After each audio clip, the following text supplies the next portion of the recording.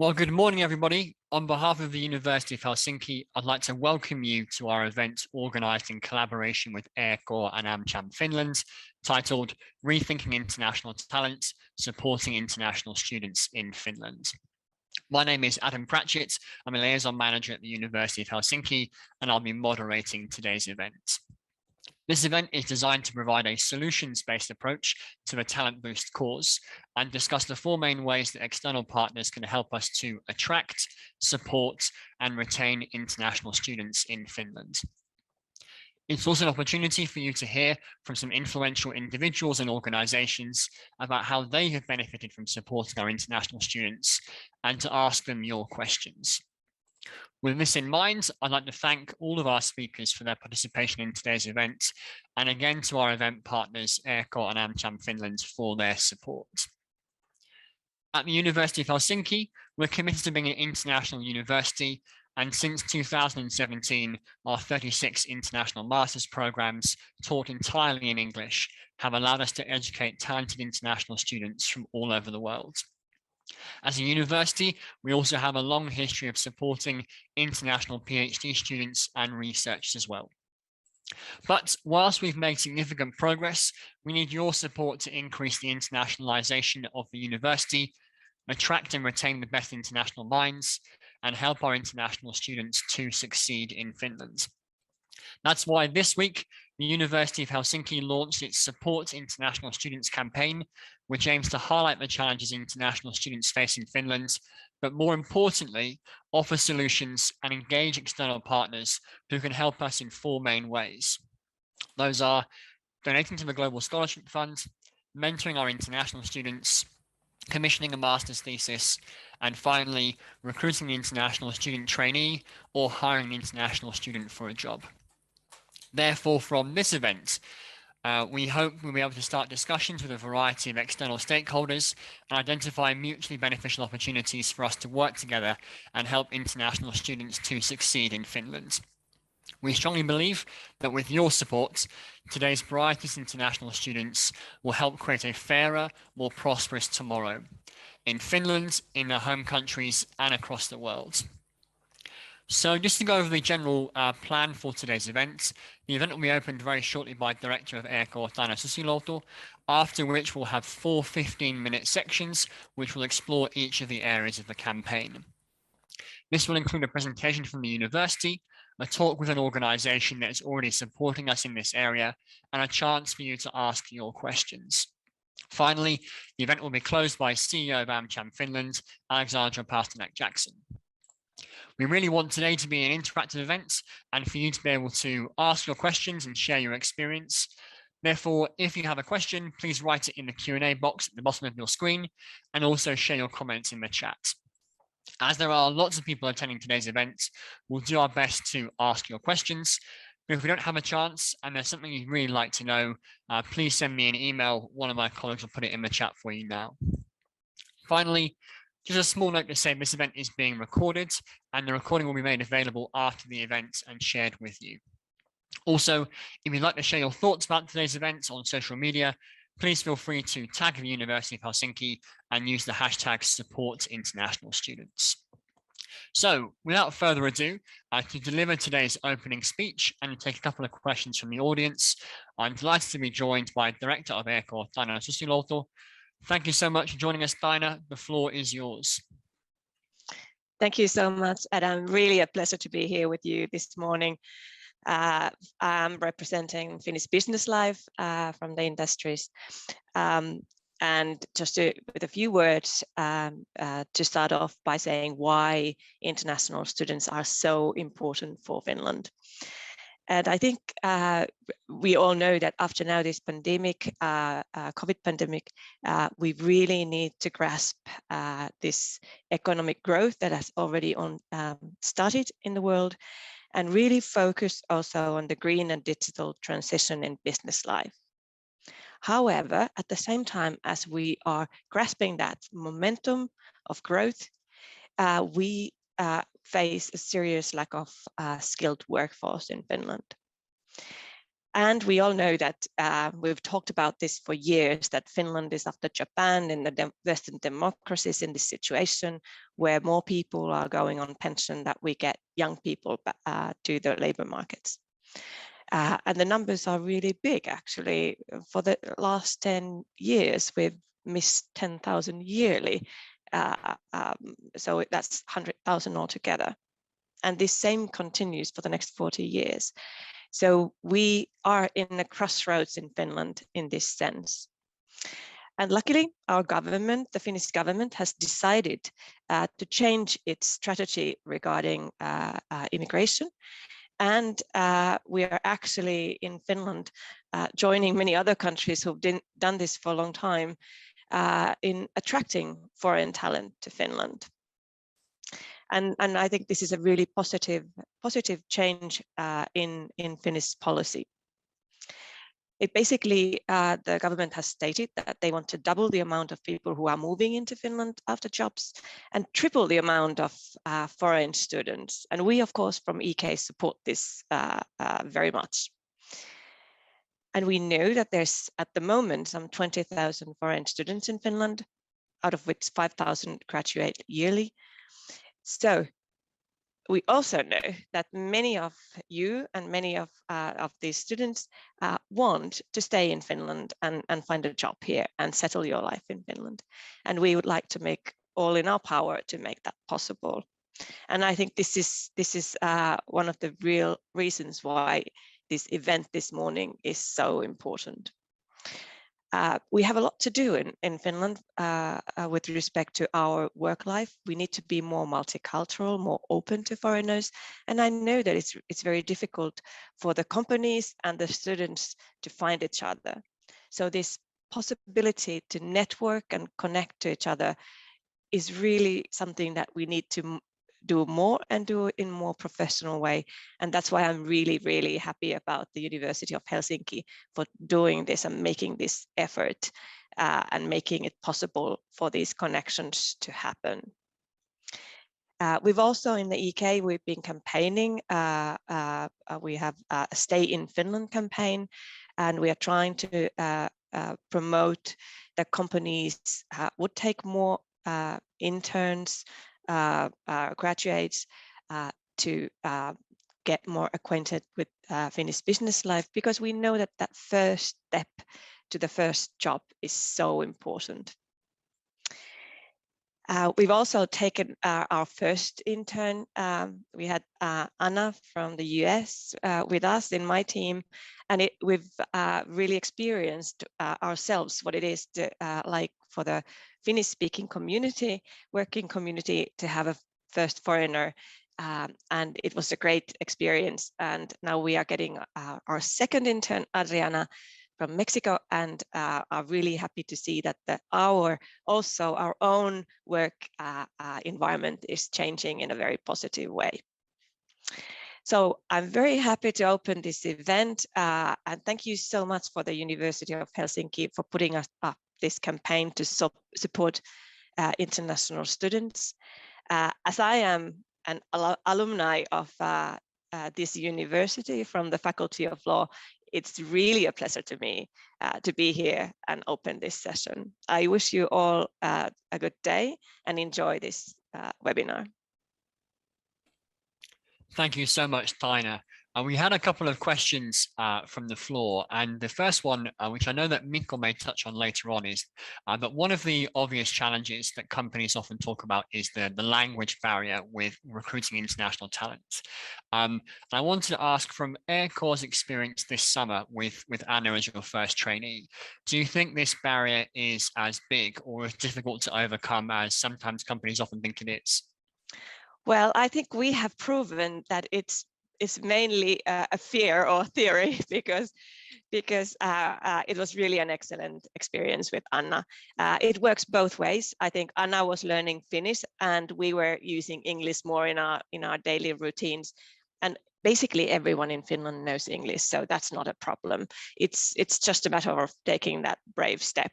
And of course, it's easier for the company if in advance you think a little bit about the tasks that are more suitable in terms of using other languages than Finnish.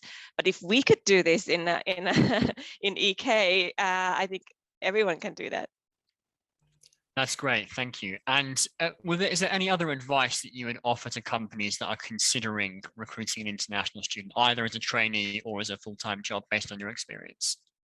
Well, I have to say that when we put out the application for the internship, we got so many excellent talents that it was really, we chose Anna, but we could have taken all of them in.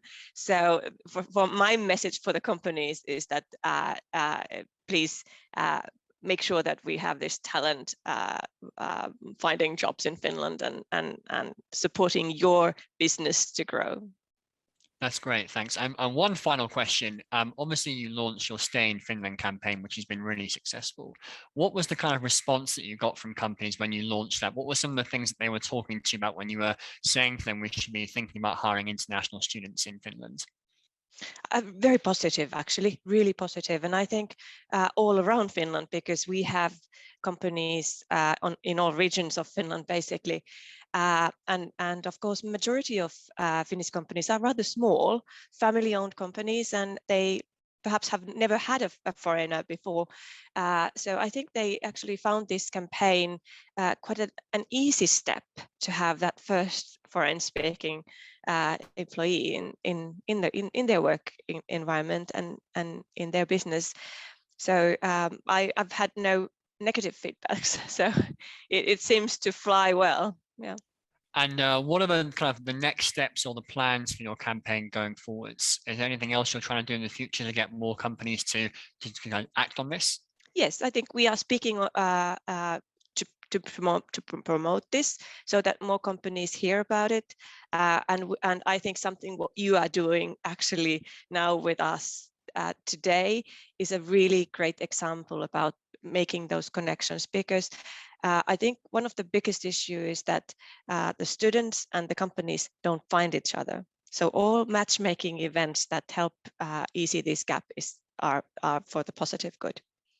That's perfect. Thank you. And I completely agree that the more we can collaborate together and, as you say, connect people together, hopefully that will really speed up the process. That's all the time we have this morning. But thank you so much, Taina, for your time. We really, really appreciate it. Thank you, Adam. Bye-bye. Thank you. Okay, so now we have the first of our 4 sections about each of the areas of the campaign. As I mentioned at the start, for each of these sections, there'll be a presentation from the university, followed by a discussion with an organisation or students about how they've benefited from taking part in this area. And you'll then have the opportunity to ask your questions. So feel free to put them in the Q&A and we'll do our best to ask them for you. So to talk about how we can attract the best international students to Finland with scholarships and study grants, I'm delighted to welcome Esko Koponen from the university to deliver his presentation. So Esko, the floor is yours. Thank you, Adam. Can you now see my presentation? Yes, thank you. Good. So I'll start immediately. So I have the pleasure to introduce the Global Scholarship Fund of the University of Helsinki. But before going into the fund itself, a recap of what the Finnish law says about fees in higher education. Since 2017, universities in Finland are obligated to collect fees from non-EU students. The law also stipulates that universities must have a scholarship scheme to support students who are liable to pay those fees. Universities, however, have been relatively free to design their scholarship schemes and the level of fees as they wish. And let's go to the next slide. How does it actually work from this? Here we go. So as we've already heard from Taina Susiluoto this morning, just a minute ago, in Finland, there is a widely accepted consensus that the country needs international talent in order to be economically sustainable now and in the future. One way to make this happen is to offer individuals quality education, during which they have opportunities to integrate into Finnish society and working life. Well, how do we do this? by offering programs in English. Currently, we have 36 of those at the master's level, covering topics such as data science, education, food science, pharmacy, Russian studies, intercultural encounters, etc., etc. Every year our standing grows, and in 2021, this year, over 6,500 students from 150 countries applied to study in our programs, and this is despite the pandemic. As a top academic institution, we only offer places to the best students, so not everybody will eventually get in.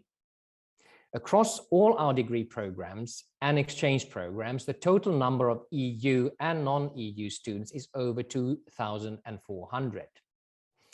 However, we know there is more we can do.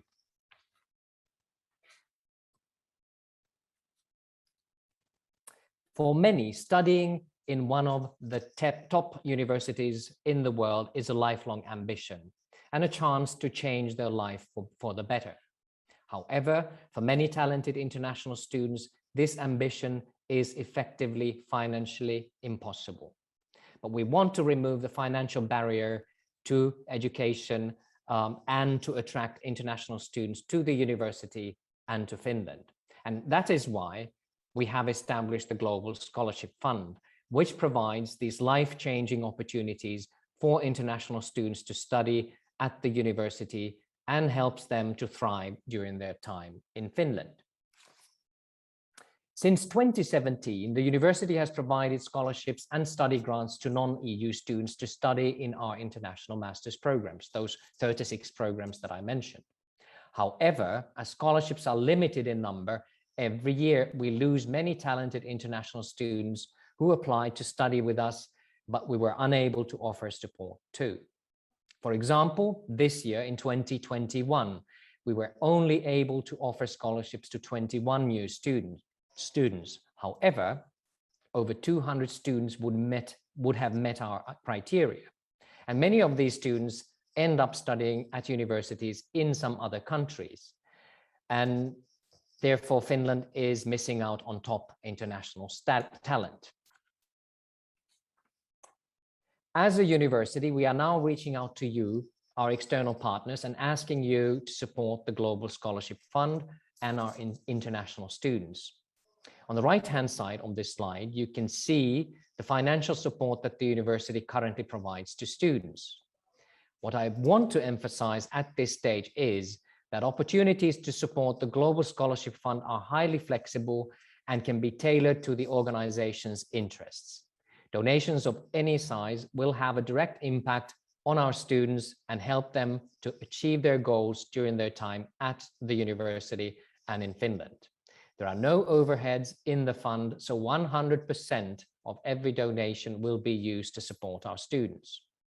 For example, if an organization decided to donate a full tuition fee scholarship, that organization can choose, if they so wish, either the degree program they'd like the scholarship to go for or the nationality of the student recipient.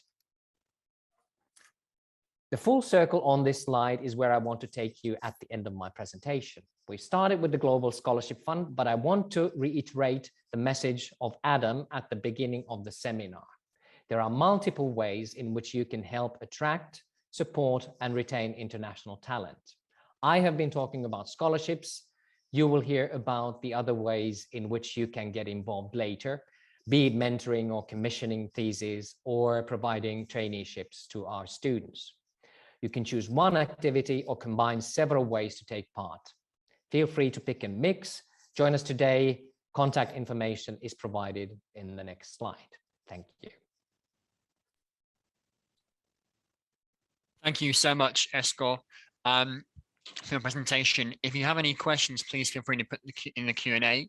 But before we get to your questions, I'd like to welcome one of our international students, Lakshika, who will talk about the impact of receiving a scholarship had on her. So Lakshika, over to you. Hi, thank you, Adam. I'm Lakshika. I'm from Sri Lanka. I'm a second year master student at the Geology and Geophysics master program at the University of Helsinki. I did my bachelor's at the University of Peradeniya, Sri Lanka. I decided to come to University of Helsinki because it has a planetary geophysics study track, which I was very much interested in. And I selected Finland, to be honest, because it's quite famous in Sri Lanka for having the happiest people in the world. So I wanted to check it out too. At the moment, I'm writing my thesis. Like I said before, I'm interested in studying about planetary geophysics. And my research is about space weathering going on asteroids. The results of this research work will be used in future asteroid mining. Since I was a kid, I was interested in space, planets, and asteroids, but I never thought that I'll be able to pursue in this field because we don't have that field in Sri Lanka.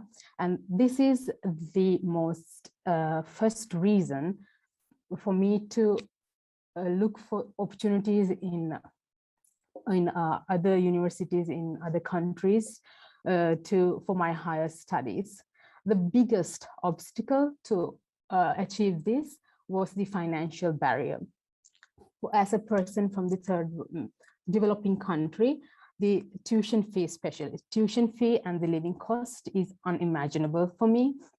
So in order to get the opportunity to study in a university abroad, I have to make sure that I have a scholarship. So I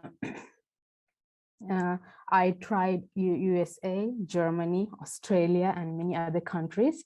And 95% of all the time, I managed to secure a study place, but I didn't get a full scholarship. So I was about to lose my hope, but I clearly remember on April 14, 2020, I got this email from University of Helsinki saying that I have a study opportunity at the university and also a scholarship.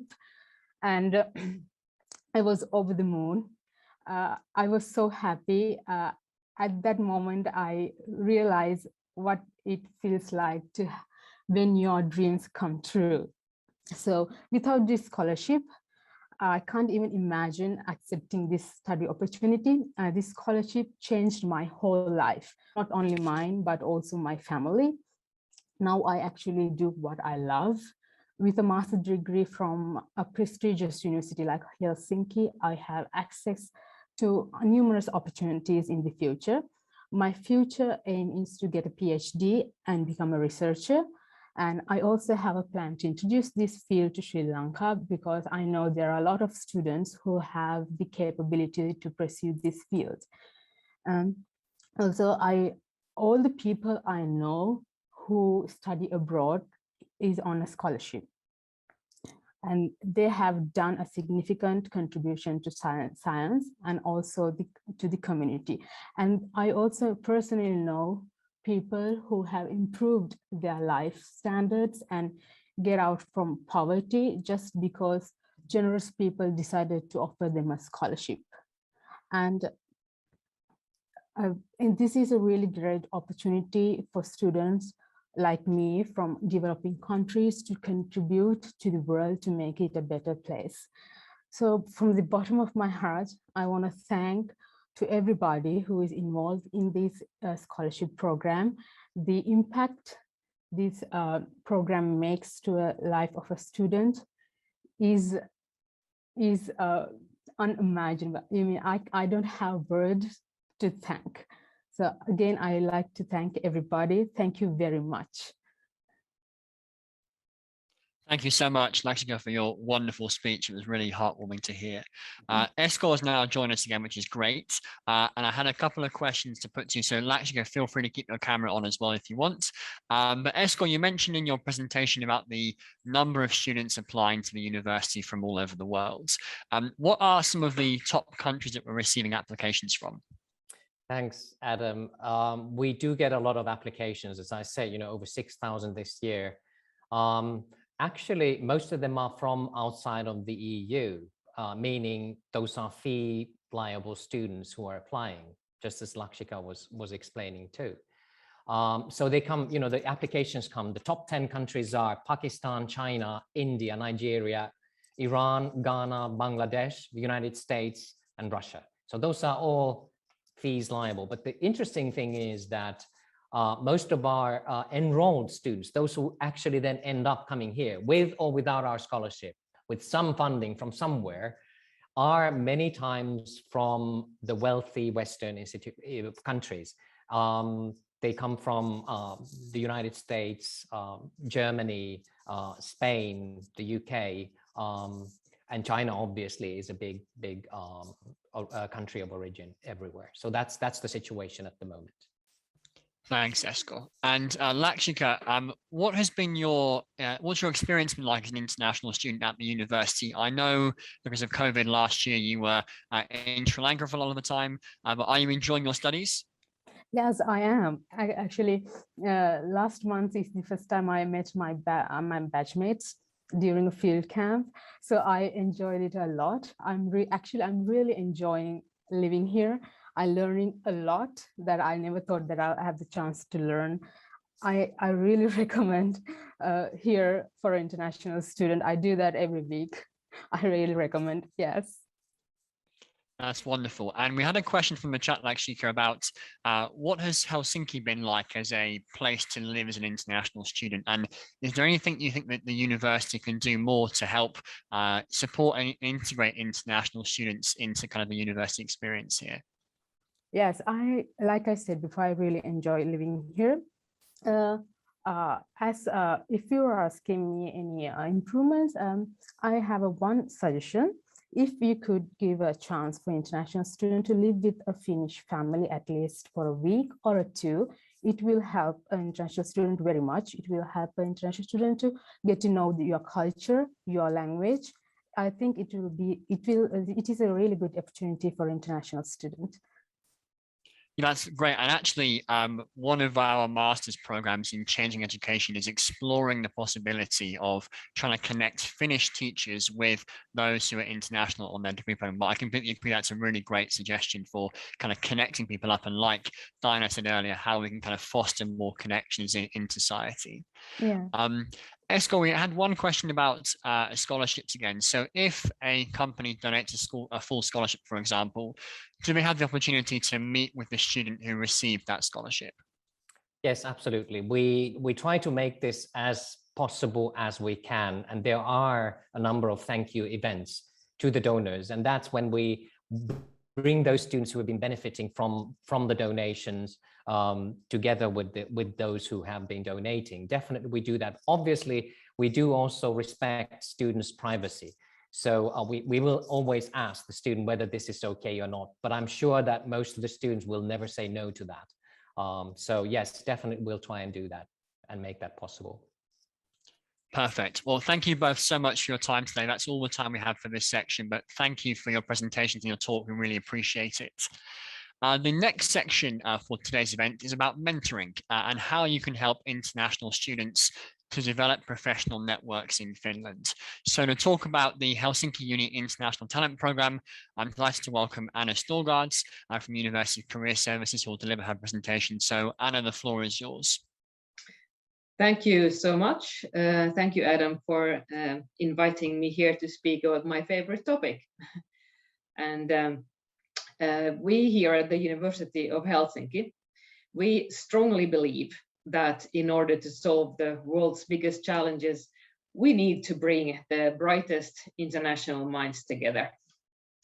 And of course, we also have a very long history here of bringing together international minds. We know, though, from this experience that many international students face significant barriers than when they want to make the transition into working life in Finland, as we all know by now, of course.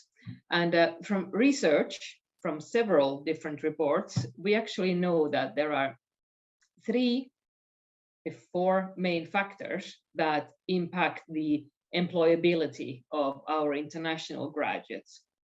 And first one is perhaps the most obvious one, is the lack of Finnish language skills.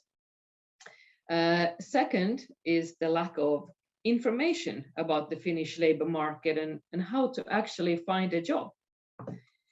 And third is the lack of professional networks where this information is actually available. Another cause to be mentioned is, of course, the official permits, which we won't go into here. But we know that these factors combined is the cause for many to leave the country after graduation, and then contributing to Finland's brain drain.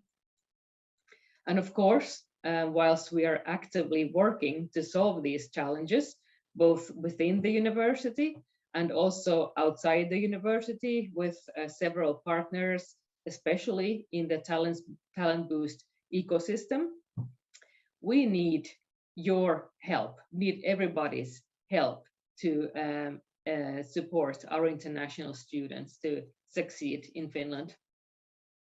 And we do many things, of course, but one major measure that we took last year was the creation of the HelsinkiUni International Talent Program, or HITP, as we call it. Because we wanted to create a forum where the students can meet with local companies and organizations in a low threshold manner.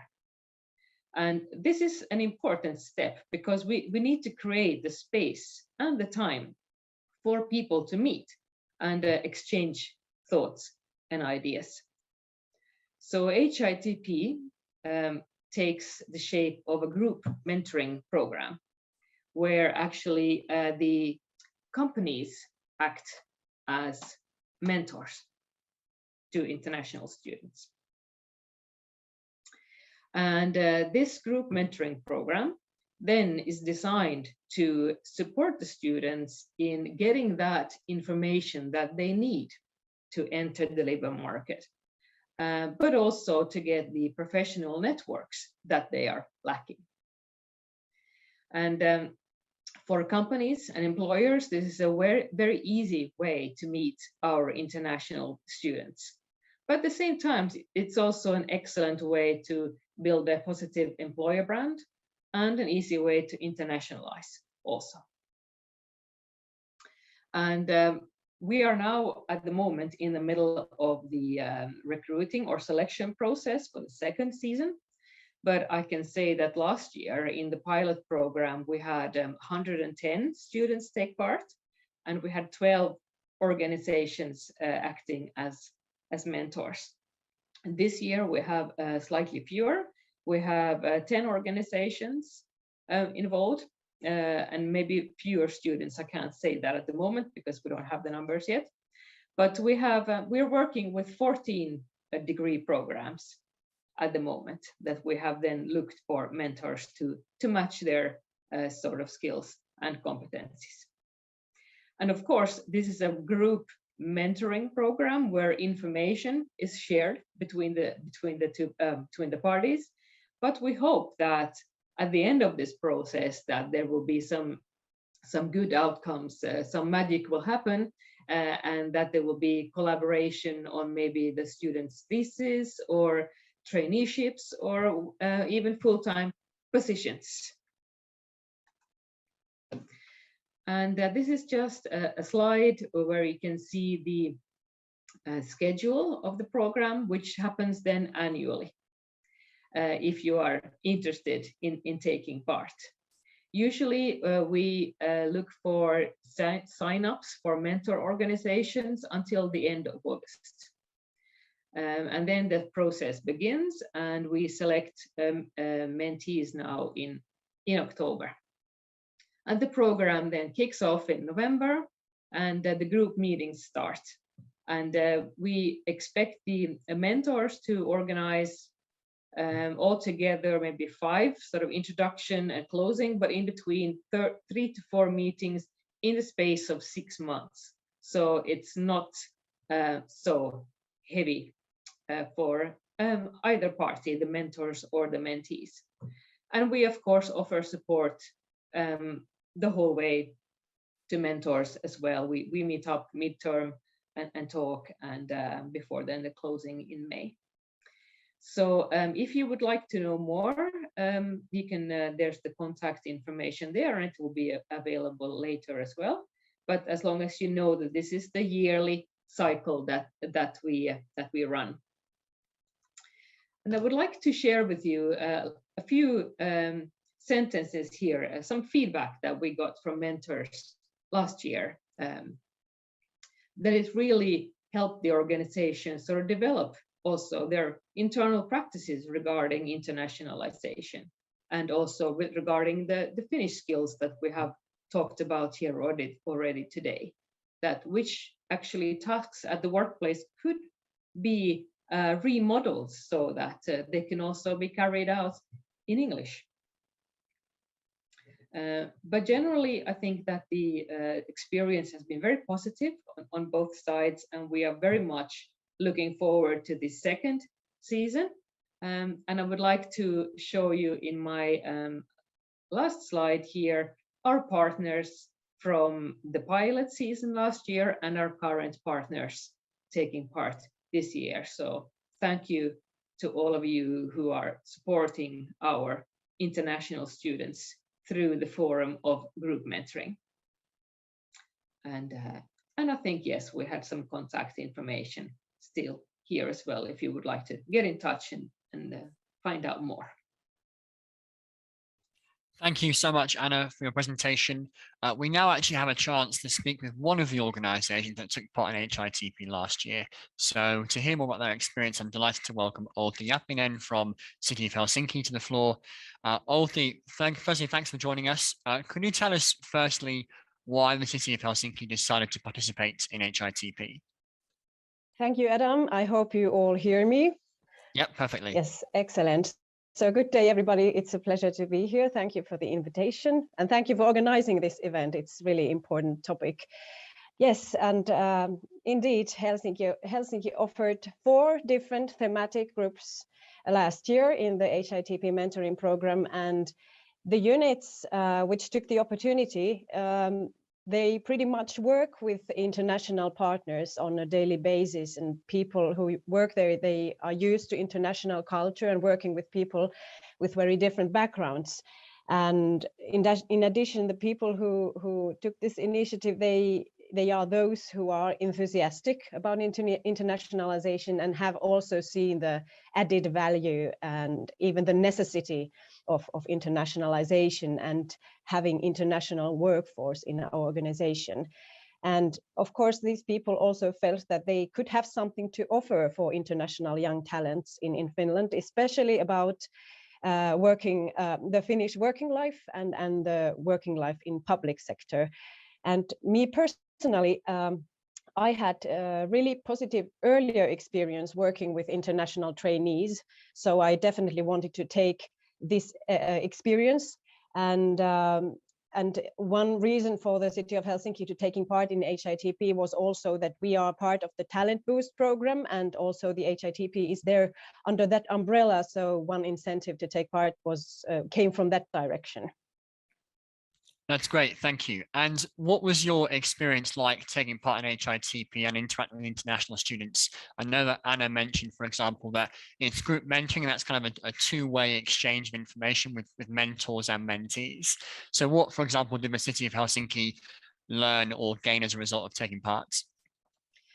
I had really fruitful and nice experience with my student group. I mentored a group of Russian studies and international students from different degree programs, but we concentrated on Russia cooperation and international affairs of the City of Helsinki, and the experience was really positive.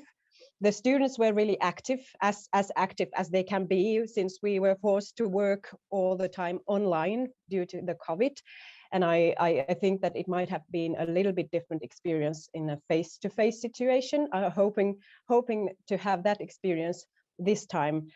But I can say that here, this effect, at least personally, effect on learning by teaching really proved itself right. So as a mentor, I got a lot of motivation to look at my own career path as well as my work in the city of Helsinki from a broader perspective. And I gained knowledge and understanding about the students' mindset and level of skills. And by developing the program and the meetings for the students, I really had to think what is relevant in my work and how to tell about that in an interesting way to young people. The other side of the coin is that you really get new, fresh ideas from creative, motivated, enthusiastic young people. And we are already a little bit grayish civil servants, and we really need that fresh thinking and new methods and tools and communication skills that the young people have. So from that point of view, the positive experience really fulfilled. As an organization, this mentoring process has been really important for us. We have internally discussed it quite a lot because it offered us a possibility to look at our own internal recruitment processes, our human resources policies, and especially the support for possible international job applicants and employees. And also an opportunity to evaluate our own level of internationalization and how we could better make use of international talents and rethink our own policies and processes. And now I must admit that these policies and processes are quite high on the agenda, that we need to work those out. Our new mayor also emphasizes a lot about recruiting international talents, not only in the region of the Helsinki and in Finland in general, but also within the city of Helsinki, and to make their processes smooth and to make them feel safe and comfortable in the city of Helsinki as an organization.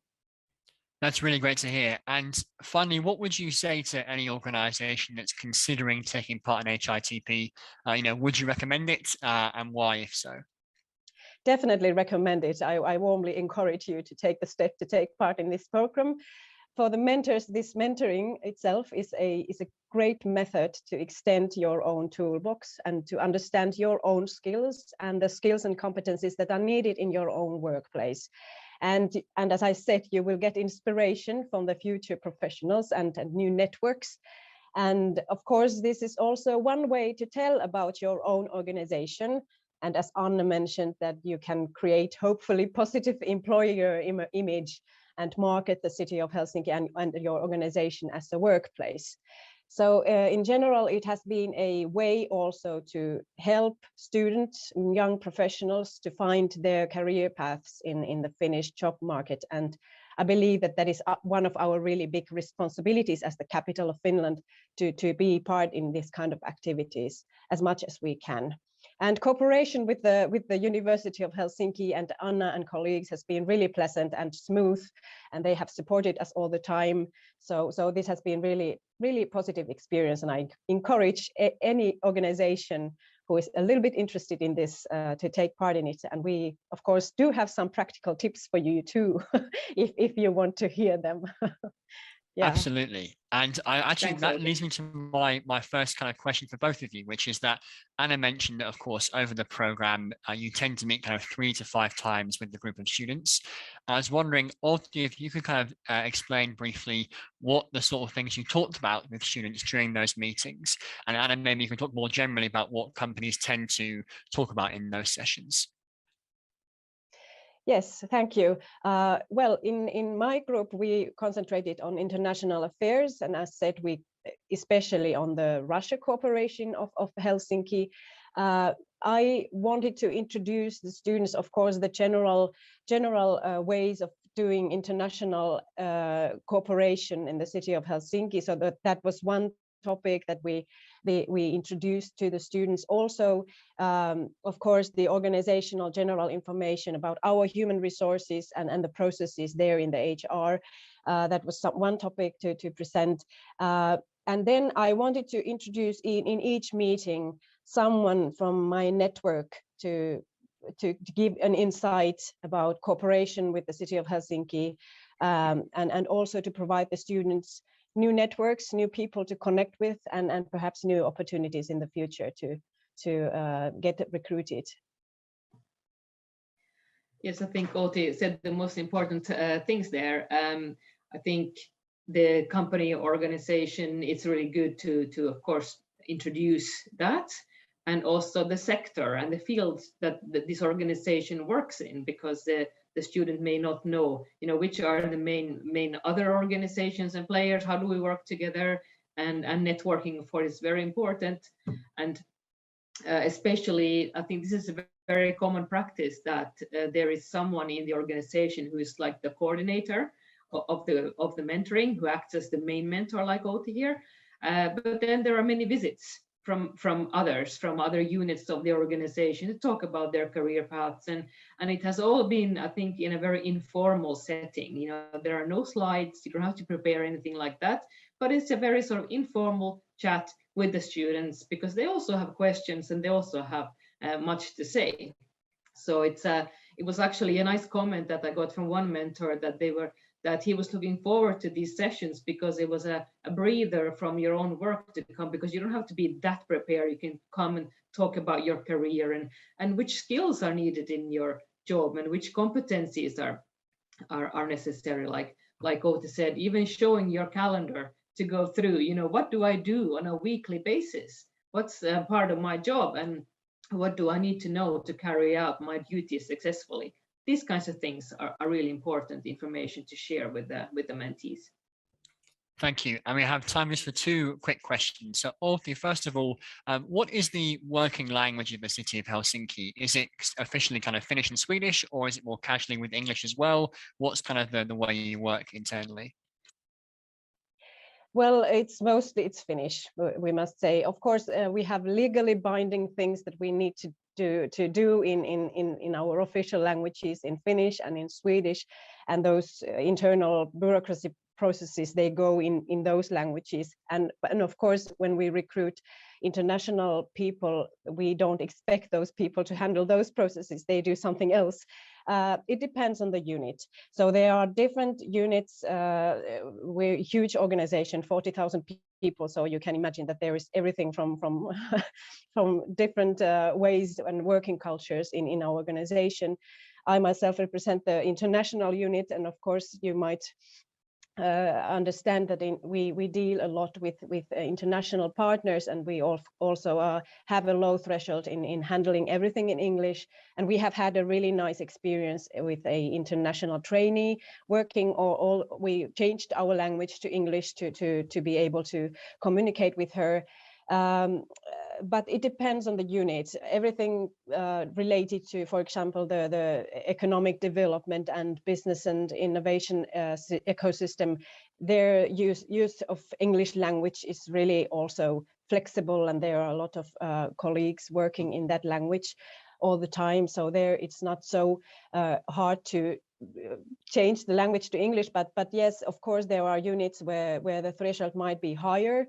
And there, of course, you need to a little bit think which things are those to be communicated for the international employee, and then what are those that you can handle in English, in Finnish or Swedish. That's great, thank you. And Anna, one final quick question for you before we wrap up. So outside of HITP, does the career service organise more kind of casual networking opportunities for companies and students to kind of meet if they have, for example, opportunities with master's thesis or traineeships, for example? Are those sorts of events put on by the university? Thanks for that question. Of course, we organize many events, mainly, of course, for our students, and together with our partners in the Talent Boost network, that's where we organize a lot of networking events. And actually, we're organizing one tomorrow, where you're also welcome to. We can put the link in the chat as well a bit later, where companies are welcome to come also and speak to degree programs directly. But also we are organizing similar ones for students. So yes, we do this frequently with our partners. That's great, thank you. And yes, feel free to put the link in the chat for that event tomorrow, absolutely. So that's unfortunately all the time we have for this section, but thank you so much to Anna and Outi for your questions. We really appreciate your time. So our third section for today's event is about the opportunity to utilize our international students' expertise during their studies at university. So to talk about the opportunity to commission a master's thesis, I'd like to welcome Suvipäivikki Mikola from the university. Suvipäivikki, the floor is yours. Thank you, Adam, and good morning, everyone. So now I lost my slides.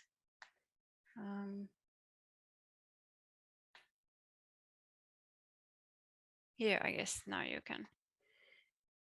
can see them. So my topic is how to commission a master's thesis from our international students, and this really is a great opportunity to utilize our international students' expertise in solving your organization's challenge. So we basically have two options to choose from. Either you can just commission a thesis directly from a student or a degree program, or you can collaborate with Helsus, which is the Helsinki Sustainability Institute that has created a concept for thesis collaboration.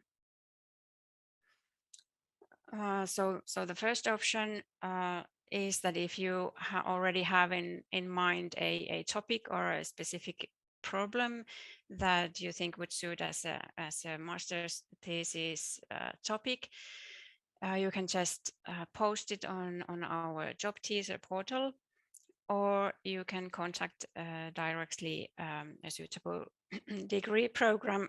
I'm sorry. A degree program of ours to talk about the possible collaboration and to also to get insight on how to formulate a good topic for a thesis. And basically there are three different kinds of arrangements to arrange that the student gets a payment for the work. It can be either employment contract, a one-off fee, or the student can be self-employed or work as private entrepreneur. But on these practicalities, we are very happy to help you with. And the other option, the Helsus co-creation lab that is carried out by our Institute of Sustainability Science.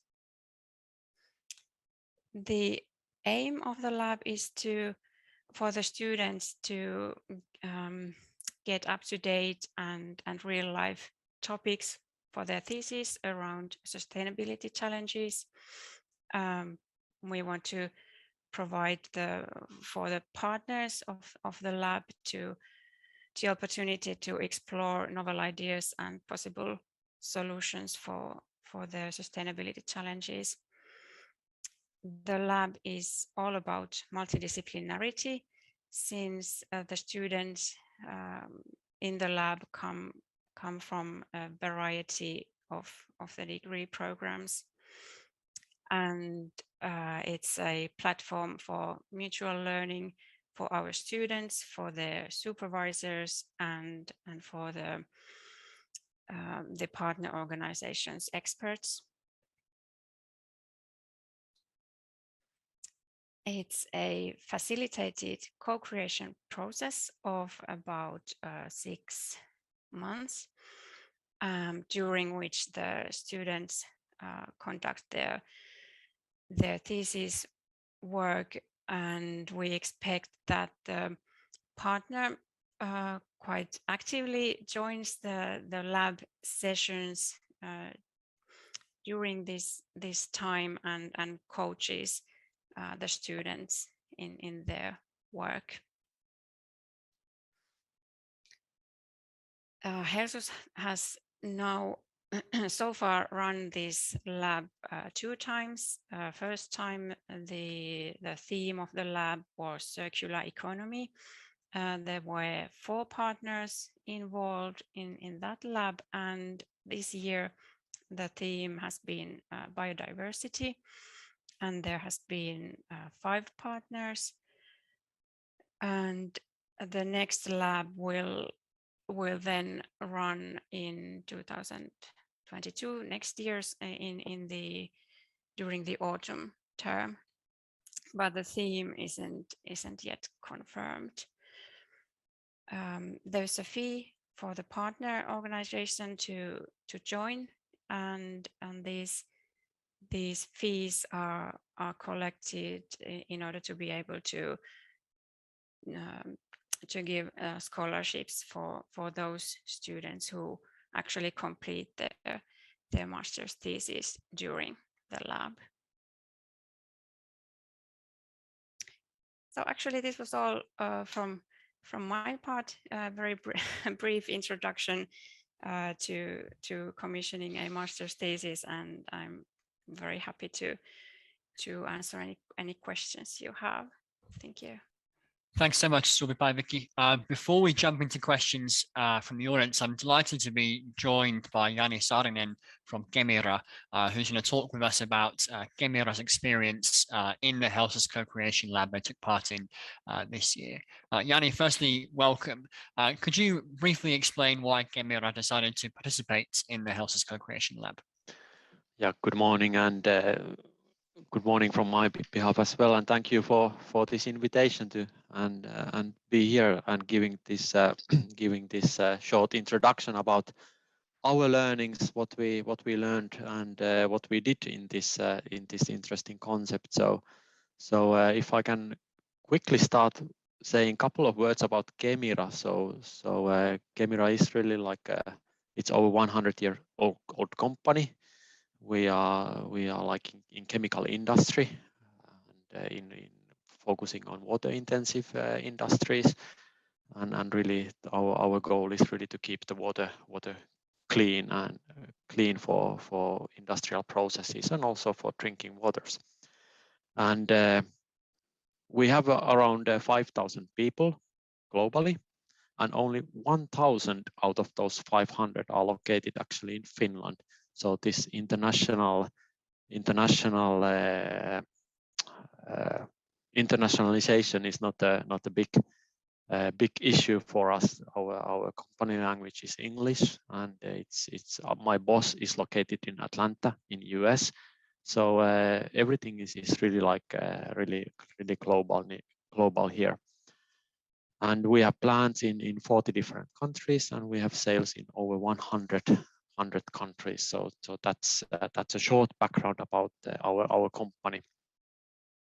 And the reason why we actually why we participated in this Helsus Lab this year was that a couple of years ago we were participating in another interesting Suvipäivikki mentioned this Sustainability Institute. I don't remember if that was called like that 2 years ago, but there was an interesting student project, where they used a different new kind of method for us about it was single-use plastics and what's the impact of that in the future. And now when we get conducted this year or last year, and when we were asked to participate in this one, so it really sounds interesting, and based on those good experiences from the past. So yeah, not too long discussions at our end. So of course we said yes, and particularly when the concept also was this biodiversity or the theme for this year. So that really was interesting for us, particularly at this point of Kemira's history and life cycle. Thank you. And what was your experience like taking part in the Co-Creation Lab this year and kind of working with international students? How did Kemira benefit as a result of taking part in the lab? Yeah, so that's really a good question. So first of all, so when we how this concept was was implemented. So we created a challenge, a problem, and then we posted it to Helsinki University, and based on that problem or this challenge, so they recruited students for us. So we didn't take part of this student recruitment at all. So then when we only knew that, okay, this challenge, so we were really hoping that it will raise interest so much that we get those four different students there who find our biodiversity challenge so interesting that they would be happy to write the master's thesis for us. And we got 4, and one of those 4 students was international, was coming from abroad. So we didn't have any criteria how many domestic or global students there should be, but we just posted the challenge. We got 4 excellent students and 4 really like multidisciplinary topics from different fields of science, and that was really the big thing there. And also in addition to that, so we were able to participate in this interesting concept how the whole lab was run throughout the year. So interesting concept, totally new way of doing things, totally new way of doing master's thesis for us, and really like we were like totally enjoying all the way through this one year period, and just following when students were like gradually completing their thesis there. So really interesting experience. Did I answer to your question, by the way? Yeah, that was great. Absolutely. Yeah, okay, that was perfect. Okay, good. And what would you say to other organizations that are considering taking part in the co-creation lab or commissioning a master's thesis? You know, would you recommend it as a really good use of kind of student expertise? Yes, so in the past, so we at the moment as well, so we are like conducting those normal kind of master's thesis continuously. So Suvipäivikki mentioned these 2 different approaches there. So I think that's the traditional way of conducting master's thesis in Finland, in Finnish companies. So, but this one was extremely. It was so interesting because okay, we had this one topic there, biodiversity, and we didn't know what kind of fields of science will be represented there when they select students for us, and when the students starts to prepare their thesis. So we didn't know what really to expect, what really the outcome could be. So but we were like extremely positively surprised by what these students figured out about this like important biodiversity challenge. So I would absolutely recommend this. You don't know what to get, but you will get like a good quality of thesis there as an outcome. And instead of focusing only your effort on one master thesis, so in this program, so you get like 4 from different fields, from different perspectives, from different countries, etc. So absolutely recommend it. And also during this whole exercise, during this whole lab, so we also heard other participating companies' views, how they see this topic, biodiversity, and other companies are there like far ahead of us, and we are like latecomers there, but during the lab, so we learned also from the other companies there. So really great exercise. Absolutely recommended for other companies as well, and also for students. Great way or interesting way to do your master's thesis. I think that's a really good point. And actually talking today about how can we connect students and companies, this is a great example of not just beneficial for the company themselves, but students get to interact with a Finnish organization in a really great way. So thank you for your answer on that, Jani. So Vicky, we had a question from the audience, which is about one of the concerns that a company might have with kind of commissioning a thesis is about confidentiality or kind of trade secrets, and obviously master's theses are public.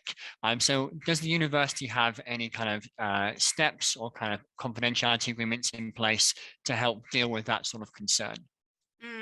Yes, we have a process for that and the guidelines, and we just need to take it into consideration and have the appropriate contract in place. So we have the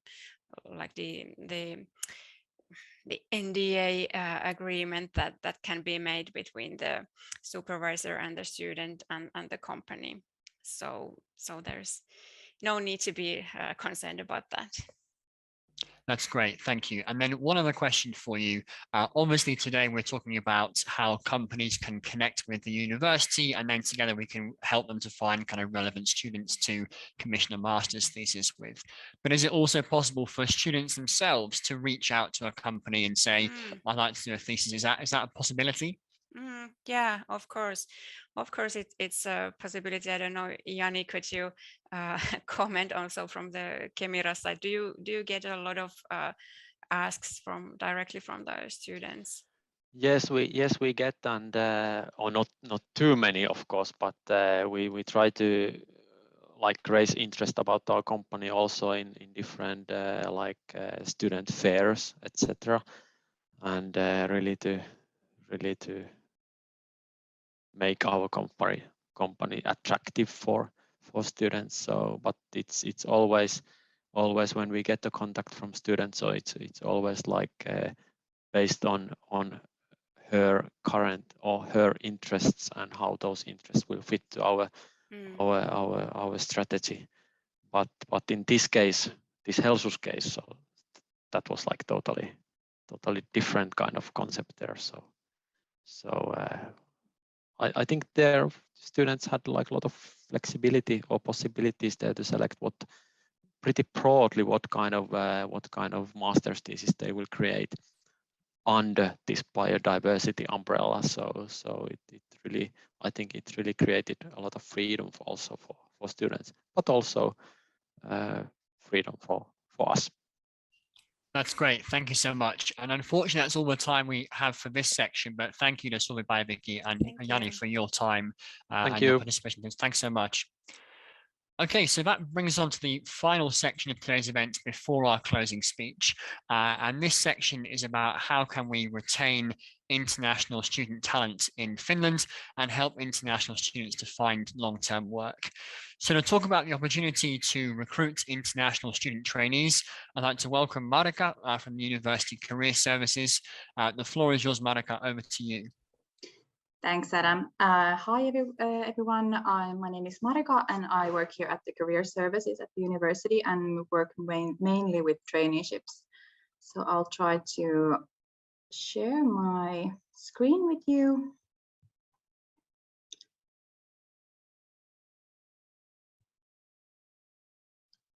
Yeah, so you should now see the presentation, I hope.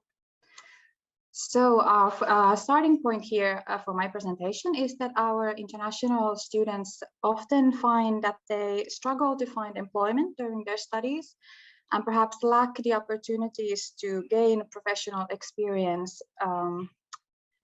during their studies. And on the other hand, companies might like to explore internationalization and perhaps hire an international talent, but in a nice low risk way to start with. And so our solution here would be to hire an international student for a traineeship. And how it works is that a traineeship period is usually between 2 to 3 months of full-time employment, but of course part-time work is completely possible and often recommended, even so that the student may also work on their studies while they work. And international students can work full-time in a traineeship that relates to their studies, so there are no hinder to work full-time if that is the chosen way, even when the student comes from outside the EU or EEA area. So when you consider hiring a trainee, it's good to keep in mind that you should allocate, of course, sufficient time for the orientation, but also to assign a supervisor for the trainee. The supervisor is a person who can help the student along the traineeship period, give feedback, and be like a support person. The traineeship that is a part of the student's studies should develop his or her expertise and provide new opportunities to learn more new things and to use what they've already learned during their studies as well as possible. But of course, the actual tasks can vary very much depending on the student's background and knowledge and what the company is in need of the trainees person.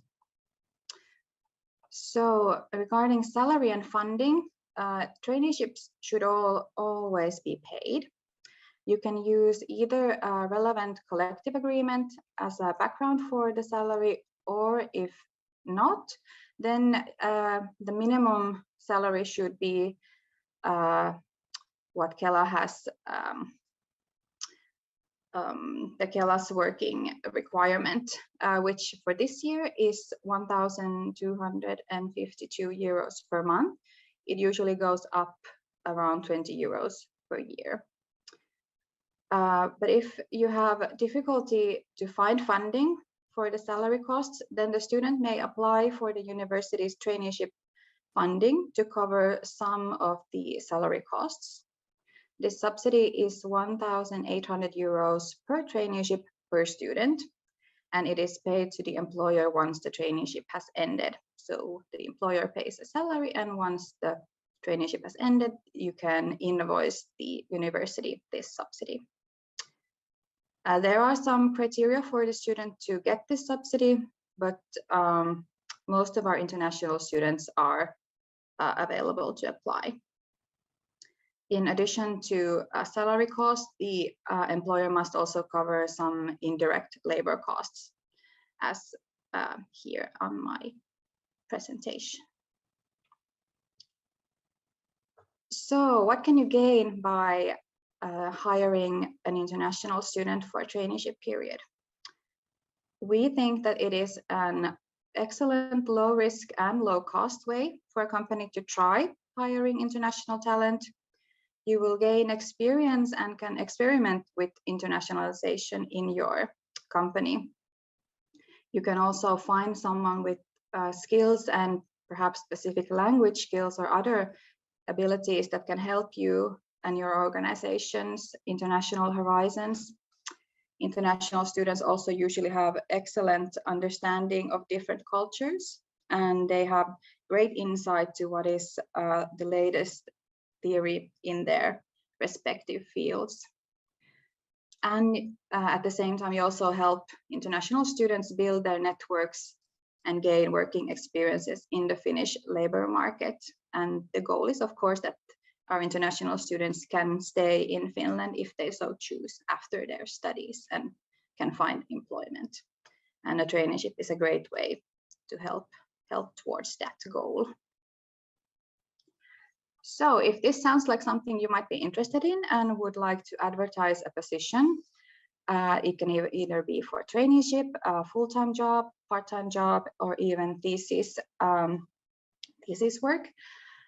So the easiest way is to advertise by leaving a job advertisement to our university's job portal called Job Teaser. This is completely free of cost for you. And with a single advert, you can target either the University of Helsinki or up to 8 other Finnish universities. And I have here a link to our website where you can find more practical tips for recruiting, how the subsidy works, and much, much more. And if you would like to talk with us and get some more personal help, then feel free to contact us at the career services and tell us what kind of expert you might be looking for, and we'll try to help you with your recruitment process. So you can use that employerservices@helsinki.fi for that. So that was my brief introduction to how to hire a traineeship, a trainee for your company. You can also contact me directly if you like to get some more info. But otherwise, I'm here to answer questions if you have any right now.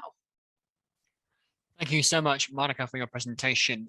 Before we go to questions, I'd like to welcome Mikko Vieltojärvi from EK, who will talk about EK's experience this year when they recruited their first international student trainee from the University of Helsinki. So, Mikko, welcome first of all.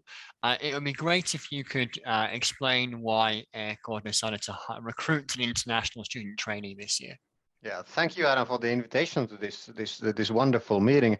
Yeah, we had an international student trainee last summer at EK within our team. As Taina mentioned before in her opening speech, the Finnish companies suffer from chronic lack of skilled labor, and at the same time, the international students in Finnish universities are having problems finding traineeships and study-related jobs. So that's the reason why we started this Stay in Finland campaign. We were originally, we, as you seen the links in the chat, we originally launched it in February or March 2020, but because of what happened in March 2020, we kind of delayed it for a year, and at the spring 21 we really launched the campaign, and the goal of the campaign was to encourage companies, our member companies, to hire international students for summer jobs, different traineeship positions, and offer, of course, any study related projects or anything that they might have, and of course we believe that later this will lead for permanent positions as well. To get a job in the Finnish labor market, one need contacts, we need networks, as we have spoken here, and traineeships and different study projects made for the companies are, I believe that they are a great way to build the network. And I do believe that lack of network is one of the biggest reasons for lower employment of international students compared to Finnish students. But still, the main reason why companies don't hire international students is the lack of Finnish skills. And as a Finnish-speaking organization, we at the EK wanted to learn how to integrate non-Finnish speaker into our community, and later, of course, share these experiences to our member companies and other organizations as well. So that was mainly the reason why we hired Anna for us to learn how to integrate non-Finnish speaker. That's great, thank you. And what was EK's experience like working with Anna as your trainee? Did you have to make any kind of adjustments to accommodate kind of a non-Finnish speaker? And what did EK learn as a result of having Anna as your international student trainee? Well, I could say that we had nothing but good experiences from working with international student trainee. Anna was really excellent. We really enjoyed working with her. Our working language is Finnish. Of course, we do cooperation with our foreign sister organizations. We have umbrella organizations in Europe, Business Europe. We are working deeply with the business at OECD, which is, of course, working language is English as well, but in our Helsinki office, the working language is Finnish, and we are dealing with the Finnish matters there. Taina mentioned earlier that we changed our meeting language of our team into English for the summer, even though most of the documents and materials that we were dealing with were in Finnish. But we discussed on those in English so that Anna could follow what was going on and participate in the discussion. And I think that the most important thing that we learned from having Anna as our summer trainee was that the language barrier is not that much of a problem after all. Of course, it requires work from us, but I would say that you don't need to translate everything or change the language of the whole organization into English to hire the first international trainee. But you must be ready to adapt and remember to help the trainee whenever needed. You don't need, you can't really prepare yourself for anything that would happen. So you just have to be ready to adapt whenever needed and help the international trainee. That's great, thank you. And what would you say to other organizations that are considering recruiting an international student trainee? Would you recommend it, and why should they do it? I would definitely recommend every organization to consider hiring international students. As long as there's anything that you can do that does not require Finnish skills, you should consider, or you should actually hire international students, because as I said, language is not a problem when you don't make it a problem. International students that you that we have in Finnish universities, they are really talented persons. They have fresh ideas and they have dreams of building their life in Finland. There are no reasons why not to hire them. Seriously, as long as you have anything that you can do in English. I believe that, like, if when you are working as a team, there's always something that you could do in English. There's always something that requires Finnish, but you can split the jobs. You can the international student or the non-Finnish speaking employee can do the tasks that could be done in English, and the ones that speak Finnish can do the tasks that need Finnish. It's just like adapting for the work. But one thing that I would like to mention is when recruiting international student trainee, it's important to think what are the tasks that he or she can do in English, and you need to think that in advance. Our original plan was to have international training to collect data from international data banks. As I mentioned, we are working with EU in the Business Europe, and with the OECD with the BIAC, which are our umbrella organizations. So we collect lots of international data, and that's like a typical summer trainee jobs that before Anna, all of our Finnish-speaking trainees did. So we knew that we have lots of things to do, but as Anna was really interested and actually very talented with communications desk, most of her summer was actually dealing with the communications. She had we were taking part of this, we are one of the main partners of this a responsible summer job campaign run by Oikotie. And Anna had the social media accounts of responsible summer job campaign for a week during the summer. And then she was having lots of different interviews with international students and international company leaders in Finland. And we are still publishing those interviews weekly in our social media accounts and in our web pages. So I would say that we had nothing but good. I can see the Leah question there. Can someone just hire Anna Bogdan for a full time? Anna has a full-time job already. She had a job. I don't know if I can say it, but I heard good news from Anna. Yeah.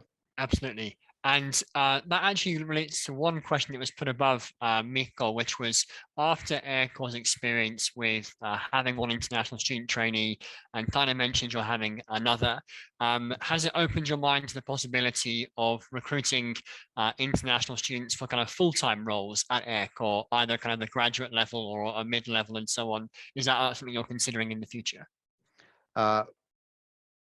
Well, most of our staff are senior level. So I would say that it opened our minds for employing non-Finnish speaking person in the future.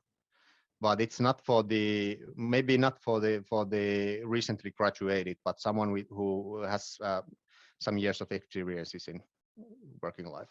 But I would say that we could be ready to have an international or non-Finnish speaking employee in EK, and that definitely opened our mind to have Anna with us. That's great. And I have one final question for Marika before we move on, and it's about the traineeship subsidy in particular. And the question is that subsidy only available, for example, for small companies, or is it open to any company that takes on an international student trainee or a trainee at the university, no matter whether they're international or not? It's open for any company. So basically anyone who is not a private person can hire an international student and then apply for the subsidy, or the student applies, but yeah. That's great. Yeah. Perfect. Well, unfortunately, that's all the time we have for this section. So thank you to Mikko and Marika for your time. We really, really appreciate it. So that brings us on to the final section of today's event. So to deliver today's closing speech about international students being a force for good in Finland, I'm delighted to welcome the CEO of Amcham Finland, Alexandra Pasternak-Jackson. Alexandra, thanks so much for being with us. The floor is yours. Thank you so much. Hello, everyone. My name is Alexandra Pasternak-Jackson. I'm the CEO of Amcham Finland. Thank you, University of Helsinki, for being so open and vocal and leading by example when it comes to international students. It's really an honor to work on this with you. Amcham Finland, we're the voice of international business in Finland, and we support over 200 multinationals that invest here, creating jobs and innovation. About half of our companies are headquartered outside of Finland, and the other half are global Finnish companies. And we also work to help Finnish companies enter and succeed in the US market. So the reason I'm here today is that the leadership in our companies overwhelmingly support an increase in international talent in Finland. And international students, you guys are the key to our prosperous future. When students move around the globe, they add value to scientific and technical research, introduce different perspectives, make societies more liberal and tolerant, and even make way for long-term business collaboration. Now at Amcham, one of the topics we really care about is foreign direct investment, so FDI. FDI boosts the economy, it brings knowledge transfer, it brings capital, money, creates jobs, drives innovation, and we really believe that the key to growing Finland's economy is FDI. The key to generating jobs is FDI. And you know what the key to attracting and generating FDI is? It's talent. In 2020, we released our Finland as a Business Location Barometer in partnership with Business Finland. And in that study, we interviewed over 400 C-suite executives and board members. And a key finding there was that a skilled and educated workforce in Finland is one of the key reasons that companies invest here and have invested here in the past. But as we've heard today, this core metric of FDI attraction is also a massive risk factor for future investments. When we kicked this off, we heard about the shrinking workforce. In fact, 39% of this shrinking workforce is already over 65. The UN forecasts that Finland's old age dependency ratio is going to balloon to 47% by 2030. And although Finland has posted a net immigration plus for much of the decade, we have to double those immigration numbers to between 20 and 30,000 a year just to maintain public services and avert a looming pension deficit. Now, in addition, and I promise I'm almost done with the bad news, in addition, Finland has dropped in the World Talent and Competitiveness ranking. It's actually dropped 7 places in 4 years. And that's partly because other countries have stepped up their game when it comes to attracting international students and talent. So one of the messages that we bring to everyone, everywhere, whenever we go talk to decision makers, is that welcoming international students to Finland to learn, stay, thrive in Finland is a critical way forward for us all. Now, after the Finland as a Business Barometer came out, our members formed a long-term vision for FDI to Finland working group. And this working group, it was made up of some of the largest corporate taxpayers in Finland, all of whom came together to discuss what a vision for Finland would do for investments. And for those of you who don't work in this space, investments, they can take up to 5 to 7 years. And when we asked will we have the workforce we need here in Finland in 7 years and 10 years? Well, we won't have it if we don't take action now.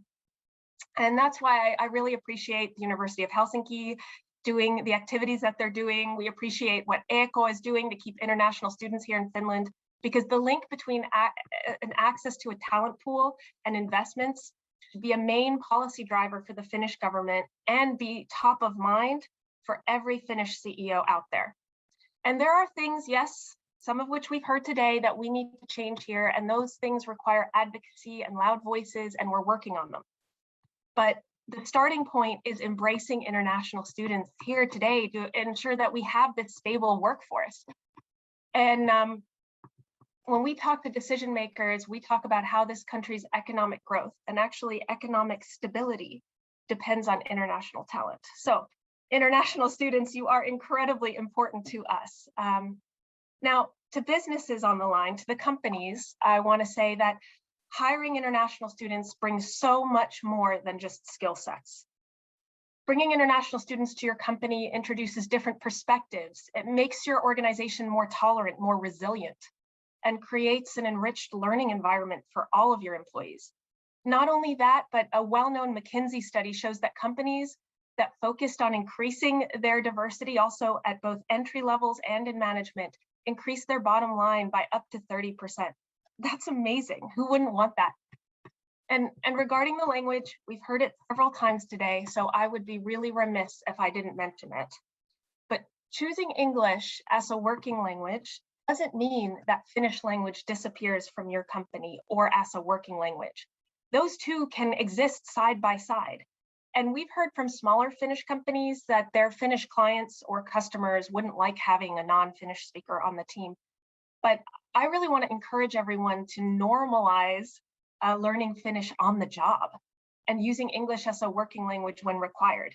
Using 2, or in Finland, even 3 with Swedish languages is enriching for everyone. And if Finnish is really important to your organization, I completely understand. But that doesn't mean that those international students won't speak Finnish in 2 to 3 years' time. Minä puhun suomea, vaikka mä teen kielivirheitä, mutta se ei haittaa. I speak Finnish also, even though I make grammar mistakes, it doesn't matter, I can communicate, and your international students will be able to too, if that's something you want to encourage and focus on. Because without a place to be immersed in the language, learning Finnish is hard, but it really can be done with the support of colleagues, and then it'll happen so much faster.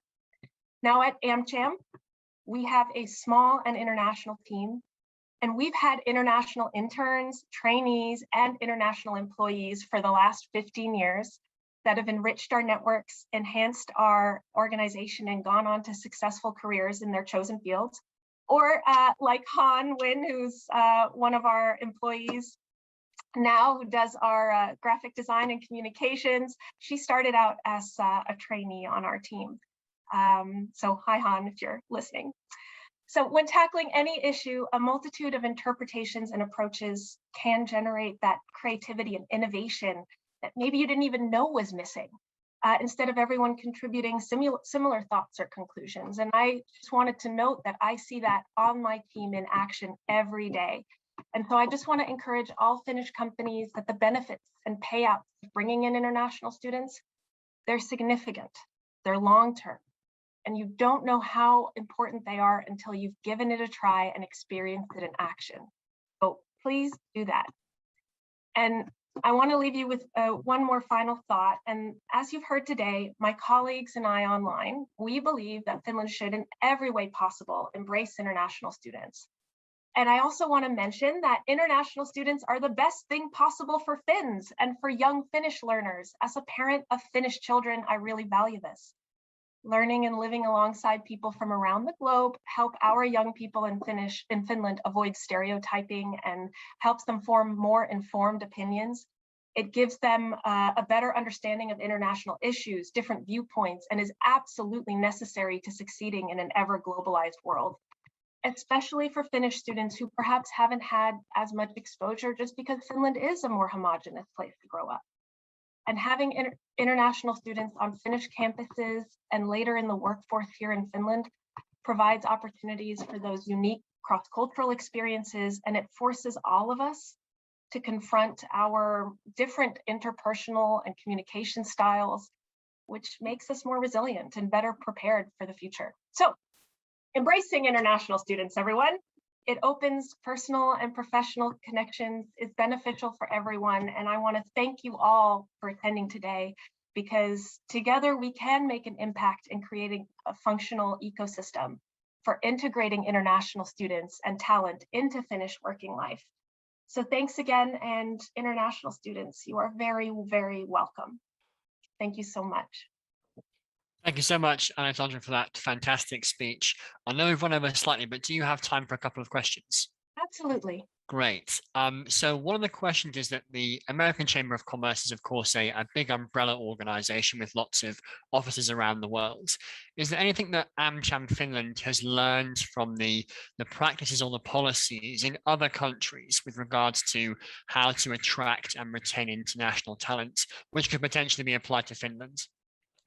Absolutely, and those run the gamut from immigration policies in terms of creating fast tracks, shortening permitting times, visa switching times, more resources on that, all the way to how do you onboard international students into your company. I think one of the things we've learned in Finland is we really need to internationalize many of our companies, and a fantastic way to do that is bringing in international students from the get-go and bringing in international talent from the get-go. So there's a lot to learn from the way countries around us are doing this successfully. Thank you. And then one final question for you, which touches on what you just said, is that one of the challenges for international students in Finland is the kind of endless cycle of taking traineeships and really struggling to find a kind of a full-time or a permanent kind of position. Do you have any advice for students or for companies about how they can transition from having a traineeship and to recruiting international people for a kind of full-time job? Absolutely. I think traineeships are for everyone. You know, it's dipping your toe in the water. It's a place to learn and make mistakes. And I think for companies, traineeships are a great way to start that process of starting to bring in more international talent. And I think companies should think about what they can learn from their trainee. Obviously, the trainee is there to learn and to practice and to get better for their future career. But companies should think about, what has this experience been like for you? How can we make our team more international? I mean, one of the things we did was hire our trainee. And I think it's fantastic when you can do that.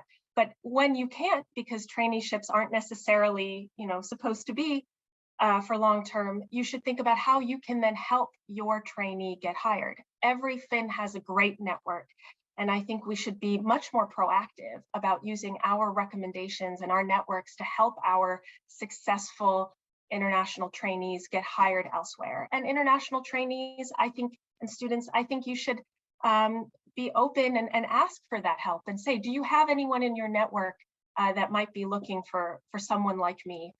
Can you bring me along to meet some more people? I see that you're attending this event next week. Could I shadow you perhaps?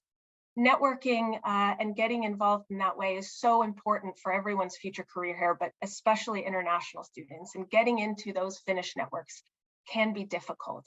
But that transition between traineeship and full-time position will be made easier if you use your traineeship to really develop those networks.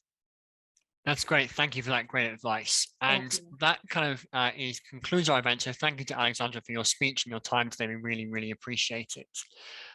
Once again, I would like to thank our event partners, EK and Amcham Finland, all of our speakers, and of course, all of you for participating.